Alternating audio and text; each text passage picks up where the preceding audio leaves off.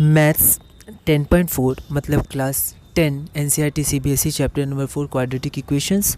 और उसमें हम लोग अपना अगला क्वेश्चन नंबर 4 करते हैं। पिछली वीडियो में हमने 3 क्वेश्चन किए थे, जिसमें हमने पहला टाइप का देखा था, जिसमें हम लोग को x की वैल्यू फाइंड आउट करनी थी। क्वाड्रेटिक फार्मूला से x होता है -b ± √d/2a।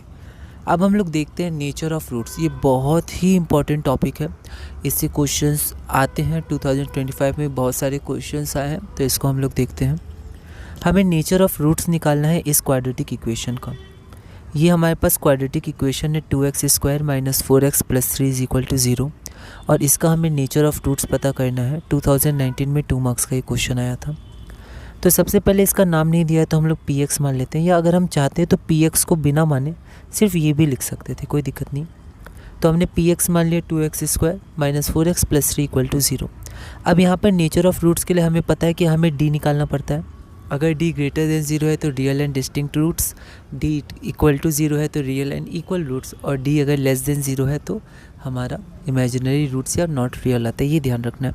तो जहाँ भी नेचर ऑफ रूट्स के बारे में चर्चा हो, नेचर ऑफ रूट्स के बारे में लिखा हो क्वेश्चन में, तो हमें d निकालना है।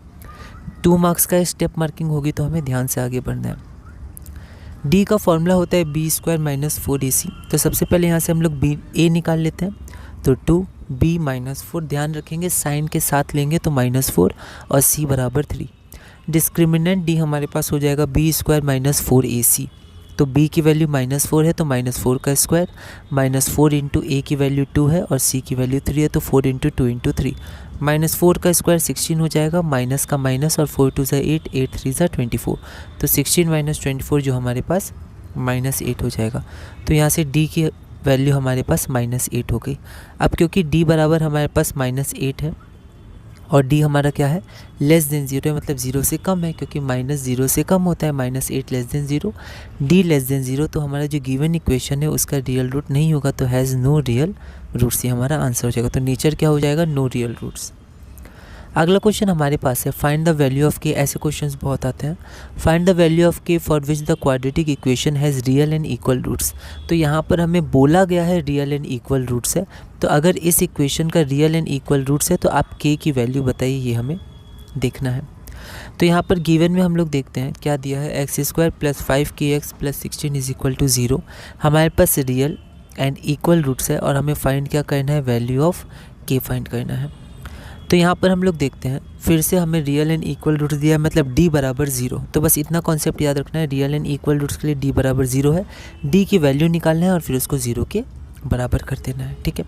तो यहाँ पर हमारे पास इक्वेशन क्या है, x² + 5kx + 16 = 0। तो d होता है b² - 4ac। तो हम लोग a निकालेंगे, b निकालेंगे, उसके बाद c निकालेंगे। तो यहाँ पर a कितना है, तो यहाँ कुछ नहीं लिखा है तो 1 होगा, तो a हमारे पास 1 है। b हमारे पास कितना है, तो 5k है, और c हमारे पास कितना है, तो जो बच गया 16 है। तो a = 1, b = 5k और c = 16। अब d हमारे पास कितना होता है, तो b² - 4ac। b की वैल्यू 5k है तो 5k का स्क्वायर, -4 × a की वैल्यू 1 है तो 1, और c की वैल्यू 16 है तो × 16।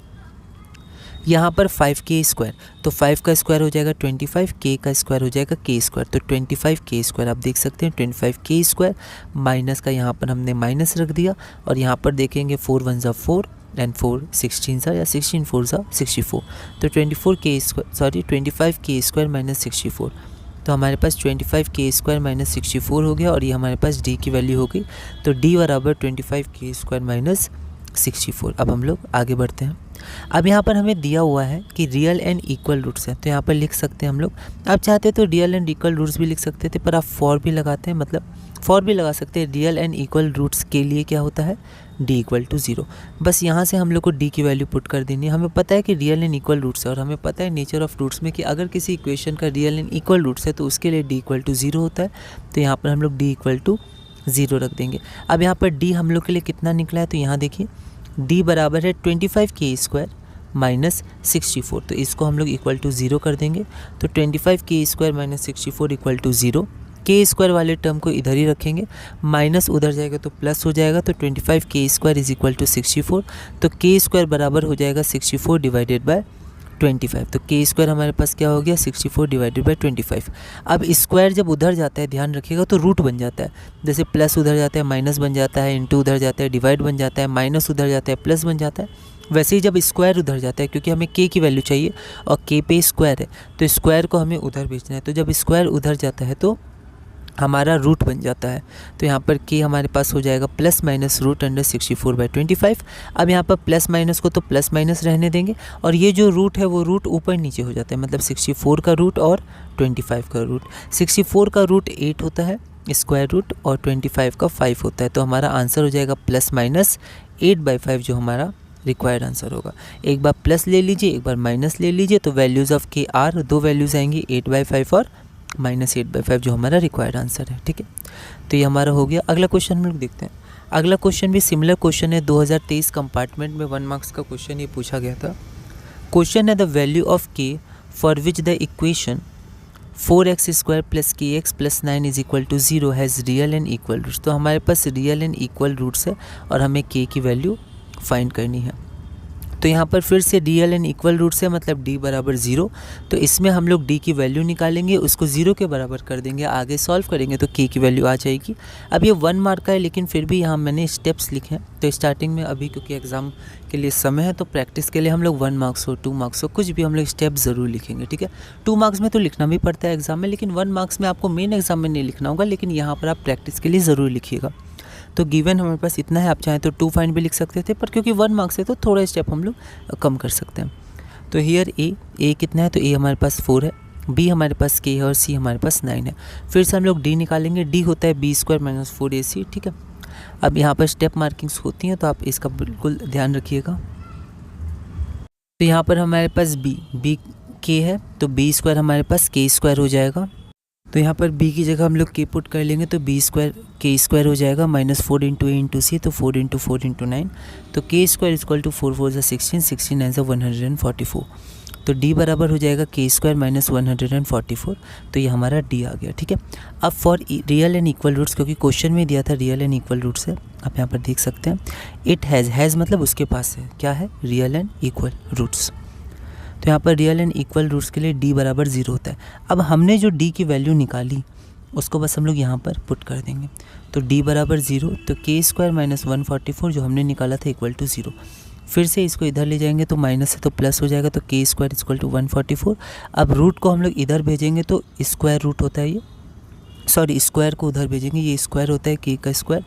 तो स्क्वायर को जब हम लोग इधर भेजेंगे तो रूट हो जाएगा, या स्क्वायर रूट इसको बोलते हैं, और प्लस माइनस हम लोग यहाँ लिख देंगे। तो रूट 144 12 होता है, तो +-12, तो k की वैल्यू +-12 आएगी, जो हमारा ऑप्शन नंबर बी हो जाएगा। ऑप्शन आप ज़रूर लिखिएगा।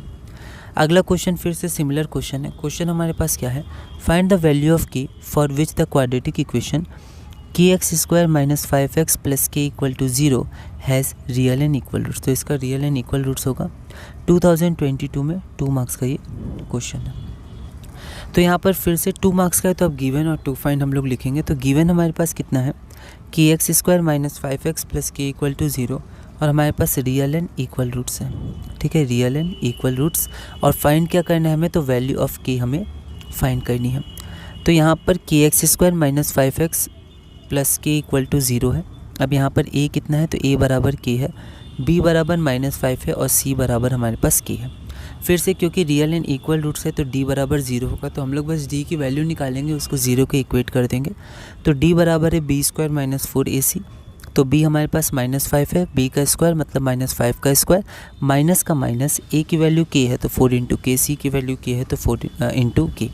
तो यहाँ पर -5 का स्क्वायर हो जाएगा, माइनस का स्क्वायर मतलब माइनस इंटू माइनस, प्लस हो जाएगा, और 5 का स्क्वायर 25, तो 25 माइनस 4 टाइम्स k × k, तो k × k क्या होता है, k² हो जाएगा, तो 25 माइनस 4k²।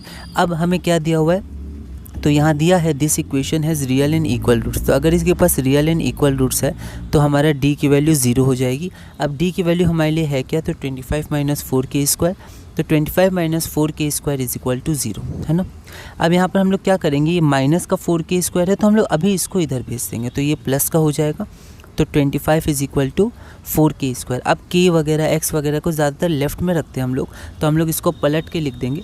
तो कुछ नहीं करेंगे, 4k² को लेफ़्ट में लिख देंगे और इसको राइट में लिख देंगे।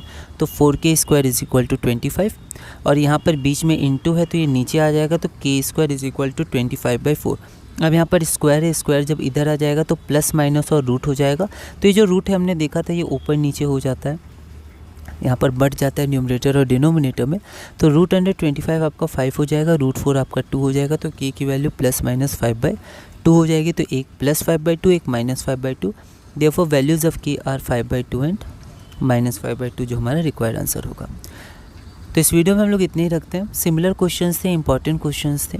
तो इस वीडियो में हमने क्लास 10 चैप्टर 4 के कुछ क्वेश्चंस किए। अगली वीडियो में हम लोग और क्वेश्चंस करेंगे और धीरे धीरे अपने CBSE NCERT class 10 chapter 4 quadratic equation और मैथ्स 10 में आगे बढ़ेंगे।